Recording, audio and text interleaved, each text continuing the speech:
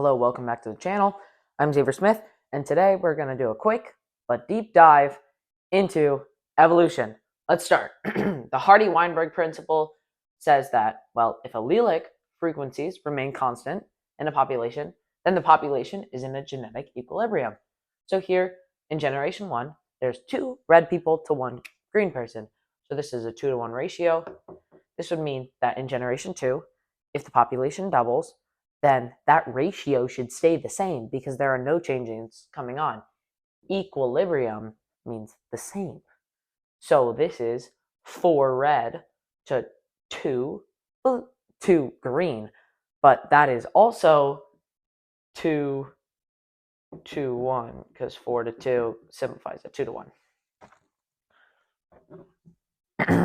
There are 5 conditions for equilibrium in a population. There can be no genetic drift, which is a change in allelic frequencies from just chance. There can be no gene flow, which is immigration or emigration. Organisms cannot come in the population and add alleles and change the allelic frequencies, or organisms cannot leave the population and take out alleles and change the allelic frequency. There can be no mutation, which comes down to chance. Mating must be random, which usually it isn't. Like bird mating isn't random. That's why there's bird songs. And like the birds with the prettiest songs, prettiest feathers, prettiest dances get the mates. And the ones that don't, well, they don't. There's no natural selection allowed. So there can be no competition for resources. All organisms that are born must survive. And there's no traits that are better than another. And these are all the mechanisms for evolutionary change. So genetic drift, evolutionary change. Gene flow, evolutionary change. Mutation, evolutionary change. Mating not being random, that's evolutionary change. That's sexual selection. The people that, well, that's just also natural selection, which is right here. Sexual selection, the people, well, the organisms that are most attractive will mate with more, and that's not random. Let's keep moving real fast.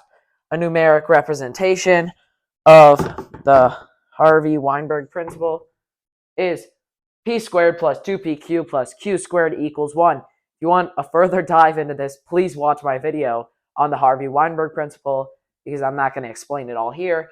But let's just say, okay, factor this. P plus q squared equals 1, square root, p plus q equals 1. Shaboom, you got another equation. The allelic frequency of p plus the allelic frequency of q is equal to 1. So our p squared value here is the proportion of homozygous dominant organisms to the whole population. 2pq is the proportion of heterozygous organisms to the whole population. And then q squared is the proportion of homozygous recessive to the whole population. And if you want to find like p, you have p squared. You have the proportion of homozygous dominant. You have like, oh, it's 38% homozygous dominant in this population. Well, if you want to just find p so you can get q, you're just going to go like p squared, square root. So p squared is 38%, so it's p equals the square root of 0.38, whatever that is. Then let's move on. That is Hardy-Weinberg principle. If you want an example of all that, again, watch the video on it. It should be helpful. Speciation is basically a species diverging into 2 species who can no longer produce fertile offspring. There are 2 kinds. There's allopatric speciation, which means there's a physical barrier dividing these populations. So it could be like there's a creek dividing them. There's a Grand Canyon dividing squirrel populations. Real thing. So there is a physical barrier dividing these populations, and they can't just keep interbreeding. So they slowly evolve into different populations. Sympatric, there's no barrier dividing population, and the 2 species will just live next to each other. the one species and then the species that's evolving differently, but they still can't interbreed. It would be like plants. If a plant usually has 6 pairs of chromosomes, but then there's a plant that has a mutation and now has 7, or something went wrong with, I don't know, mitosis, meiosis, all that stuff. Something went wrong, and now they have 7 pairs of chromosomes. They can no longer breed with just the 6th pair, but again, they can produce asexually with themselves. So they're creating a new species. They're speciating right next to the species they came from. Yeah, it's crazy. So there's like 2 species can just evolve next to each other. It's like there's fruit flies, and then there's fruit flies that just eat apples. And those fruit flies that just eat apples are speciating into a new species just based on what they eat. So yeah, pretty cool how these new species are just living right next to each other. Then the ways that their offspring are infertile, there's prezygotic isolating mechanism. So before the fertilized egg, it makes fertilization unlikely between the 2 species. Yeah, that's prezygotic. Postzygotic isolating mechanisms are after the fertilized egg, and it's either the hybrid, so the offspring cannot reproduce, or it cannot develop. So it's either infertile, so it can't pass on its traits, or it just can't develop or develop correctly. Moving on to genetic drift, something we were just talking about that violates the Harvey-Weinberg principle and leads to evolution. There's something called the founder effect, which means if a small subset of a population is isolated, and then they keep breeding and interbreeding specific traits that were usually not too common in the original population. In this subset, the new population they create, those traits, if they carry them, they're gonna be shown. Like if there's 5 people put on an island and one of them carries, the trait for color blindness, then soon a good amount of their offspring, 1/10 of them, are probably going to have color blindness because they all came from the same ancestor.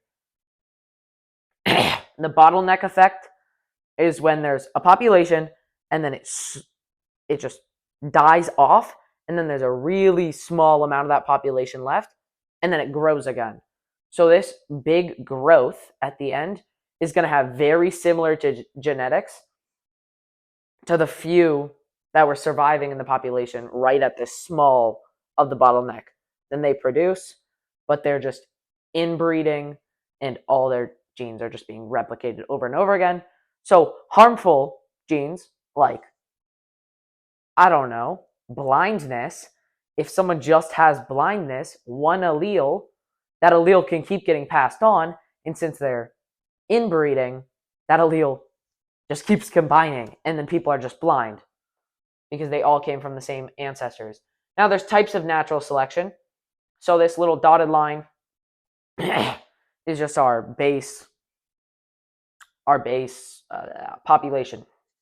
There's stabilizing selection, which is this green, which means that the average of all traits, or the average of this trait, is better than an extreme on either end. So the extremes are gone, natural selection takes them off, and then the averages is where the bell curve is.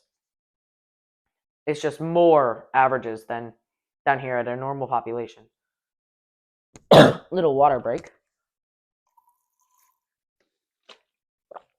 Now there's disruptive selection, which means that average traits aren't good for the environment. Well, they're not good for the environment this organism is living in. So both extremes are better. So the average traits are gone, but both extremes are good.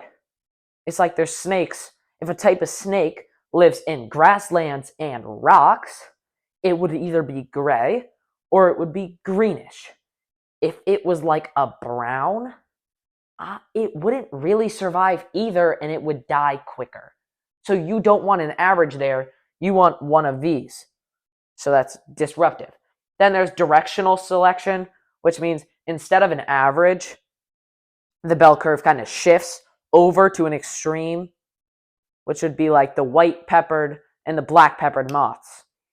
Once there's a lot of pollution in the air, the black peppered moths keep reproducing while the white peppered moths are dying the birds, and then slowly the population shifts over and there's black peppered moths. There's still some white ones, but it's mostly black instead of like an in-between of black and white. And there's also sexual selection, which isn't on here. It's like a peacock. The more colorful the peacock, the more they're likely going to get, the bigger chance they're likely going to get a mate. But it doesn't really help the peacock other than for a chance of reproduction, like successful reproduction, because a big tail is probably hindering the peacock because they can be easily attacked by a predator and they're easily visible. Yeah. Coevolution and convergent evolution. I know, only 2 more whiteboards. It's okay. Coevolution is relationships between species is so great that they influence each other's evolution. So there's mutualism, which are both benefit. Like if a sunflower is evolving, then maybe the bee will evolve with it because they're so tightly linked that they have to evolve with each other to keep that mutual and good effect. Then there's co-evolutionary arms race. Sounds fun. It's a parasitic or predatory relationship. So it'd be like a parasite. If a plant develops like a way to block this parasite or disease, then the disease or parasite is going to also evolve to get over those defenses, and then they just keep piling defenses and attacks on each other. Yeah, could happen with like predatory things. Gazelle gets faster. Well, I guess the tiger needs to get faster. The faster tiger's gonna get more food. So tigers get faster, gazelles get faster, and it keeps going, right? So they develop things.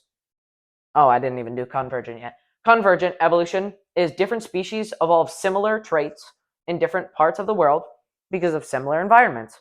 So it's just this environment causes species to evolve a specific way.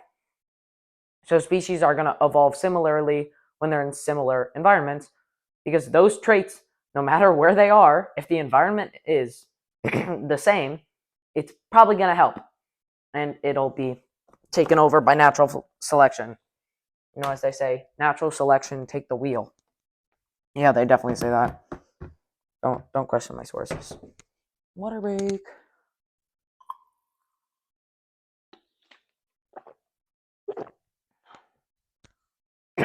Last one is just some random things I threw on.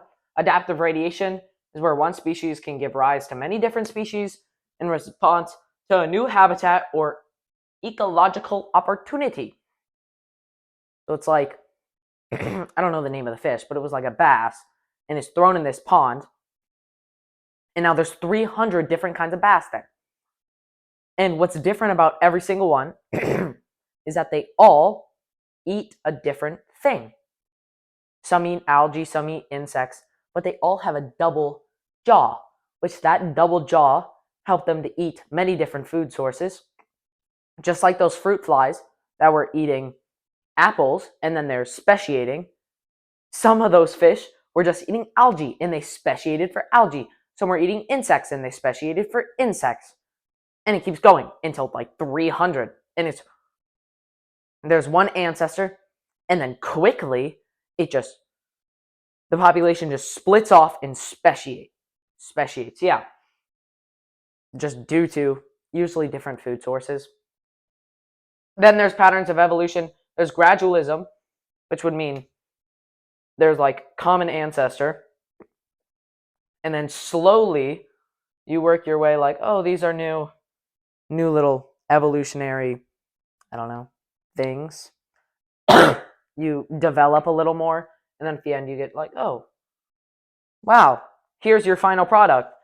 And then this same common ancestor goes, and you're like, oh, you get your final product, but it's slow. It's slow little jumps. And then here is punctuated equilibrium. Here's your common ancestor.